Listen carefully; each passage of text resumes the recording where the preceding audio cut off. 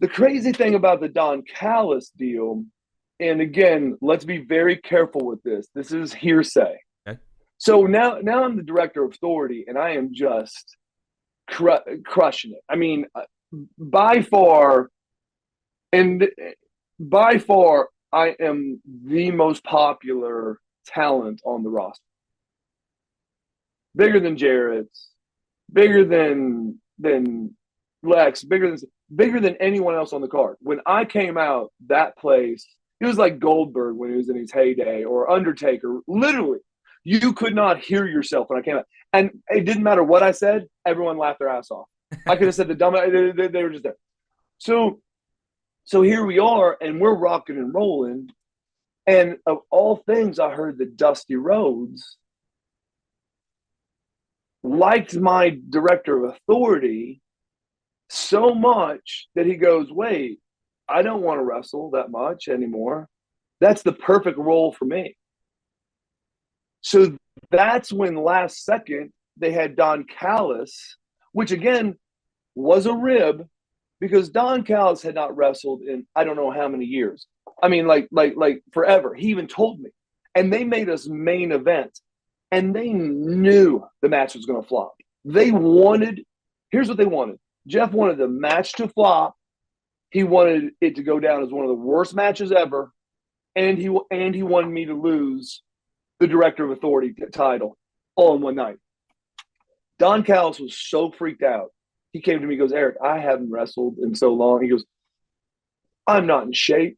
I didn't know. Because they didn't, like, it wasn't like the week before, 2 weeks before they told us what was going to happen. We just show up and they go, hey, by the way, you're going to have a match, main event with Don Callis. It's going to go like 20 minutes. But I'm like, what? I didn't even know Don wrestled. So we go out, have a match. I put over a guy that I do not think has ever won a match in his life. I'm the most popular person they've got. And I put them over and lose my title because of, from what I understand, Dusty Rhodes wanted to be director of authority. So then I lose it. He gets it.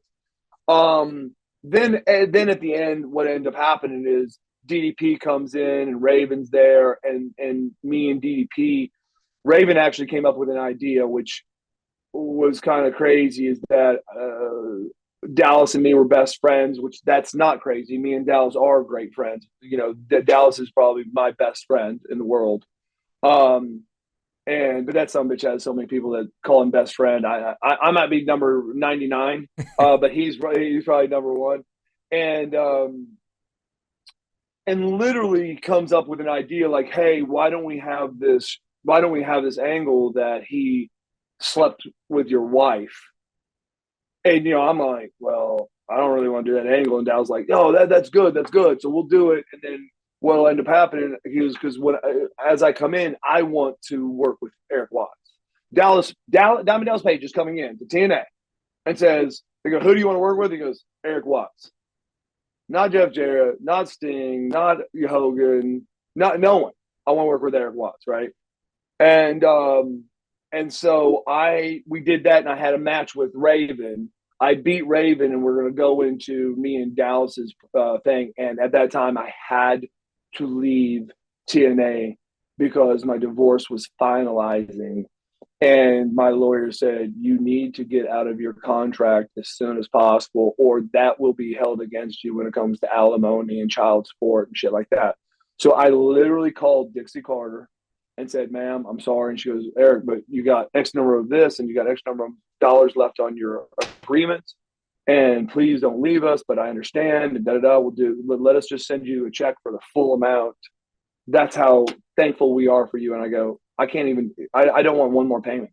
So not only did I leave, I left with the remainder on my agreement, which they were going to give me in full out of respect for what I did there, I guess. And I turned it down just for the bartering of the alimony and child support in my divorce decree. And that's what ended my wrestling. Amazing. Do you know what's also amazing, right? I asked you one question, and we're 23 minutes in, And I feel silly now for doing 5 pages worth of research on you. I only have one question in me, so we're done. Good night, everybody. No. Hey, thank you very much. Oh, listen, man. Do you know, if I knew how great of a talker, and you are a great talker, if I knew how great of a talker, I would have saved myself 3 hours doing the research. We just had like 3 questions to do that.